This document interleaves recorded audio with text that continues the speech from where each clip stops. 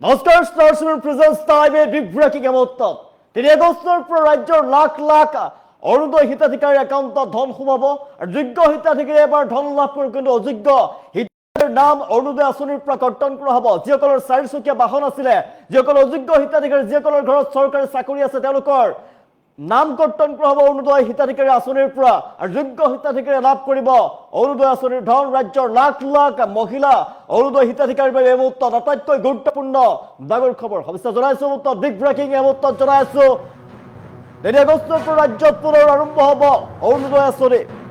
চৰকাৰে সোমোৱাই দিব লাখ লাখ হিতাধিকাৰীৰ একাউণ্টত চৰকাৰী ধন কৰ্তন হ'ব।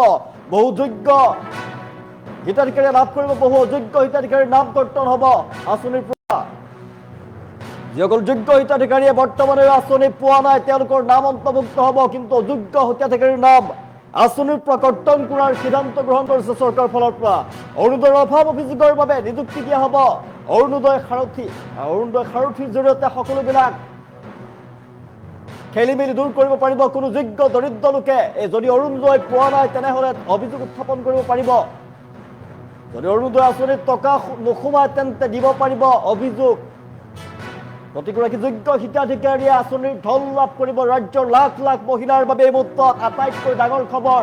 কোনো দৰিদ্ৰ লোকে অৰুণোদয় যদি নাপায় তেনেহ'লে অভিযোগ দিব পাৰিব। গুৰুত্বপূৰ্ণ খবৰ। অৰুণোদয় আঁচনিক লৈ মন্ত্ৰী জয়ন্ত মল্ল বৰুৱাই ডাঙৰ ঘোষণা কৰিছে। প্ৰতিগৰাকী যোগ্য হিতাধিকাৰীয়ে, ৰাজ্যৰ লাখ লাখ যোগ্য হিতাধিকাৰীয়ে ধন লাভ কৰিব, কিন্তু অযোগ্য লোকসকলৰ নাম অৰুণোদয় আঁচনিৰ পৰা কৰ্তন কৰা হ'ব। যিসকলৰ ঘৰত চাৰিচকীয়া বাহন আছিলে, যিসকলৰ ঘৰত চৰকাৰী চাকৰি আছে, তেওঁলোকৰ নাম কৰ্তন কৰা হ'ব, পুনৰীক্ষণ কৰা হ'ব আৰু পুনৰীক্ষণৰ জৰিয়তে নাম কৰ্তন কৰা হ'ব হিতাধিকাৰী। কৰ্তন হ'ব বহু যোগ্য হিতাধিকাৰীৰ নাম। তাৰ ঠাইত যিসকলে অৰুণোদয় আঁচনিৰ ধন লাভ কৰা নাই, যিসকল যোগ্য হিতাধিকাৰী, যিসকলে দৰিদ্ৰ মহিলা আছে, তেওঁলোকৰ নাম অন্তৰ্ভুক্ত কৰা হ'ব আঁচনিত। যদি কিবা খেলি মেলি থাকে, অভাৱ অভিযোগ থাকে, তাৰ বাবে অৰুণোদয় সাৰথী নিযুক্তি প্ৰদান কৰা হ'ব প্ৰতিটো সমষ্টিতেই, আৰু সেই সাৰথীৰ জৰিয়তে প্ৰতিটো খেলি মেলি বিসংগতি দূৰ কৰিব পাৰিব। আৰু যদি অৰুণোদয় আঁচনিত টকা নোসোমায় তেন্তেও অভিযোগ উত্থাপন কৰিব পাৰিব। ৰাজ্যৰ লাখ লাখ মহিলাৰ বাবে আটাইতকৈ গুৰুত্বপূৰ্ণ খবৰ। একাউণ্টত সোমাব 3 আগষ্টত ধন। 3 আগষ্টৰ পৰা চৰকাৰে সোমোৱাই দিব, প্ৰতিগৰাকী হিতাধিকাৰীৰ একাউণ্টত ধন সোমোৱাই দিয়া হ'ব। আৰু অৰুণোদয় আঁচনিক লৈ মন্ত্ৰী জয়ন্ত মল্ল বৰুৱাই ডাঙৰ ঘোষণা কৰিছে। 3 আগষ্টৰ পৰা ৰাজ্যত পুনৰ আৰম্ভ হ'ব অৰুণোদয় আঁচনিৰ নতুন পৰ্যায়। আৰু মন্ত্ৰী জয়ন্ত মল্ল বৰুৱাই ঘোষণা কৰিছে আঁচনিখন অধিক স্বচ্ছ আৰু জবাবদিহিমূলক প্ৰকৃত দৰিদ্ৰ লোকসকলৰ ওচৰলৈ লৈ যাবলৈ ৰাজ্য চৰকাৰৰ ফালৰ পৰা নতুন ব্যৱস্থা গ্ৰহণ কৰা হৈছে। অৰুণোদয় আঁচনিৰ বৰ্তমানৰ হিতাধিকাৰী তালিকা পুনৰ পৰ্যালোচনা কৰা হ'ব, পুনৰীক্ষণ কৰা হ'ব।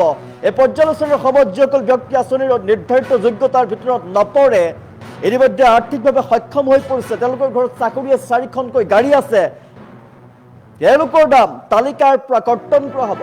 যিসকল প্ৰকৃত যোগ্য হিতাধিকাৰী, দৰিদ্ৰ পৰিয়ালে এতিয়াও অৰুণোদয় আঁচনিৰ সুবিধা লাভ কৰা নাই, তেওঁলোকক নতুনকৈ অন্তৰ্ভুক্ত কৰা হ'ব। ইয়াৰ উপৰিও অৰুণোদয় আঁচনি সম্পৰ্কীয় অভিযোগ আৰু সমস্যাসমূহ দ্ৰুতভাৱে সমাধান কৰাৰ লক্ষ্যৰে অৰুণোদয় সাৰথী নিযুক্তি প্ৰদান কৰিব চৰকাৰৰ ফালৰ পৰা। এই সাৰথীসকলে হিতাধিকাৰীৰ বিভিন্ন অভিযোগ গ্ৰহণ কৰাৰ লগতে সংশ্লিষ্ট বিভাগৰ সৈতে যোগাযোগ কৰি সমস্যাৰ সমাধানৰ ব্যৱস্থা কৰিব। যদি কোনো যোগ্য দৰিদ্ৰ ব্যক্তি এতিয়াও অৰুণোদয় আঁচনিৰ সুবিধা লাভ কৰা নাই তেন্তে তেওঁ অভিযোগ দাখিল কৰিব পাৰিব। আঁচনিৰ অধীনত নিয়মিতভাৱে লাভ কৰিবলগীয়া ধন একাউণ্টত যদি জমা নহয়, ধনৰ প্ৰদানত যদি বিঘিনি ঘটে, আন সমস্যা যদি হয়, তেনেহ'লে অভিযোগ দাখিল কৰিব পাৰিব। তাৰ বাবে সুবিধা থাকিব।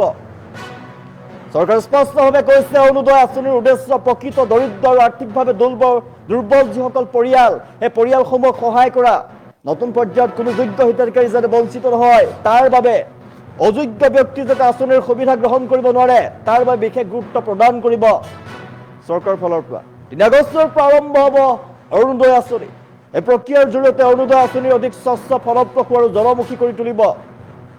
ইয়াৰ লক্ষ্য বান্ধি লৈছে চৰকাৰৰ ফালৰ পৰা। মন্ত্ৰী জয়ন্ত মল্ল বৰুৱাৰ ঘোষণা, নতুন যোগ্য হিতাধিকাৰী আঁচনিখনৰ সুবিধা লাভ কৰাৰ সম্ভাৱনা। নতুন যোগ্য হিতাধিকাৰীয়ে আঁচনিৰ সুবিধা লাভ কৰিব, আৰু যিসকল অযোগ্য হিতাধিকাৰী তেওঁলোকৰ নাম কৰ্তন কৰা হ'ব। আৰু যিসকল যোগ্য হিতাধিকাৰী প্ৰত্যেকেই আঁচনিৰ ধন লাভ কৰিব। যদি অৰুণোদয় আঁচনিৰ ধন নোসোমায় বা অইন কিবা খেলি মেলি হয়, তেনেহ'লে অৰুণোদয় সাৰথী নিযুক্তি প্ৰদান কৰা হ'ব। অৰুণোদয় সঠিক তেওঁলোকে অভিযোগ উত্থাপন কৰিব পাৰিব, সকলো সমস্যাৰ সমাধান কৰিব চৰকাৰৰ ফালৰ পৰা। লাখ লাখ অৰুণোদয় আঁচনিৰ হিতাধিকাৰীৰ বাবে এই মুহূৰ্তত আটাইতকৈ ভাল খবৰ, গুৰুত্বপূৰ্ণ খবৰ জনাই আছো। ৩ আগষ্টৰ পৰা ৰাজ্যত অহা ৩ তাৰিখে আমি অৰুণোদয় পুনৰ দিয়া আৰম্ভ কৰিম। মাজতে দুমাহ আমাৰ নিৰ্বাচনৰ পিছত বন্ধ হৈ আছিল বাজেটৰ কাৰণে, এতিয়া বাজেট আপোনালোকে পাছ কৰি দিলে। গতিকে অহা ৩ তাৰিখে মাননীয় মুখ্যমন্ত্ৰী ডাঙৰীয়াই গুৱাহাটীৰ শংকৰদেৱ কলাক্ষেত্ৰৰ পৰা তেখেতে সম্বোধন কৰিব আৰু প্ৰতিটো পঞ্চায়ততে এখন এখন সভা, য'ত আপোনালোককো থাকিবলৈ মই পত্ৰযোগে অনুৰোধ কৰিছোঁ। আৰু সিদিনাখনৰ পৰা প্ৰতি মাহে আৰু আগৰ দৰে ৰেগুলাৰলি পাই থকা হ'ব। গতিকে এনেকুৱা যিবিলাক অভিযোগ থাকে আপোনালোকে দিব, সেই নামবিলাক কৰ্তন হ'ব আৰু যিসকল পাবলগীয়া হিতাধিকাৰীৰ নাম আপোনালোকে দিব। আৰু কোনোবা যদি অযোগ্য হিতাধিকাৰী হৈছে, আপুনিও DLMCৰ মেম্বাৰ, ডিষ্ট্ৰিক্ট লেভেল কমিটিখনৰ আপুনি মেম্বাৰ, গতিকে আপুনিও তাত দায়িত্বটো লৈ চাব যাতে আমি ক'ৰবাত যদি আপুনি তেনেকুৱা ভুৱা হিতাধিকাৰী আছে তেওঁলোকৰ নাম কৰ্তন কৰিব। ইয়াত কৰ্তন কৰাততো কোনো অসুবিধা নাই। এতিয়া কিছুমান মানুহ আছে যে নতুনকৈ চাকৰি পাইছে, নিজে আঁতৰি যাব বিচাৰিছে। কিছুমান মানুহ আছে যে মুখ্যমন্ত্ৰীৰ আমাৰ লোকসেৱাৰ ব্যৱস্থাটোৰ পৰা যেতিয়া আমি অনলাইনত মেচ কৰিছোঁ তেতিয়া ধৰা পৰিছে। কিছুমান এনেকুৱা হৈছে যে বিভিন্ন সময়ত তেওঁলোকৰ আধাৰ লিংকবিলাকৰ ক্ষেত্ৰত আমি আধাৰ চিডেট কৰিছোঁ, তাত ধৰা পৰিছে। তেনেকৈ এই প্ৰতি মাহে এটা এটা ছিষ্টেম আমি চাই থাকোঁ যে তেনেকুৱা যদি কোনোবা ভুৱা হিতাধিকাৰী ধৰা পৰে সেইসকলক কাটি দিয়া হয়। আৰু নতুন যিসকল আমাৰ যিটো প্ৰায়ৰিটি, দিব্যাংগজন, আনমেৰিড ওমেন বা বিভিন্ন ৰোগত আক্ৰান্ত, এই ধৰণক আমি প্ৰায়ৰিটি দি দিওঁ। তেনেকুৱা যদি প্ৰায়ৰিটি মানুহ আছে আপুনি DCৰ ওচৰত ইমিডিয়েটলি দিব বা মোৰ ওচৰতো ইমিডিয়েটলি দিলে আমি এইখিনি প্ৰচেছ কৰাব পাৰিম। যদি নাপাবলগীয়া মানুহে পাইছে তো তাক কাটি দিবলৈ অতি সহজ।